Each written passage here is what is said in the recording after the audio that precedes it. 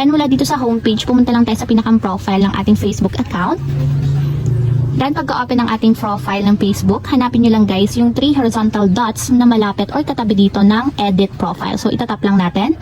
Then after nyan may magpa-pop up na option. So dito hahanapin nyo lang yung lock profile. So tatap lang natin kapag nakita nyo na. And ayan guys, lock your profile.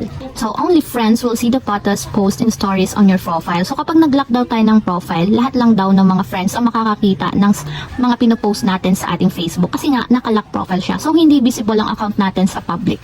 Lalong-lalo na kung hindi natin sila friends.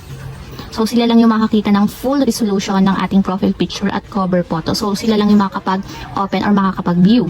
Other than that guys, kapag nag-lock tayo ng profile, hindi ibig sabihin hindi nila tayo masasenda ng friend request or hindi na nila tayo masasearch. So hindi ganon ang lock profile. So ayan guys, tap na natin yung lock your profile para ma-lock na yung ating account. So refresh lang natin. And kung makikita nyo guys,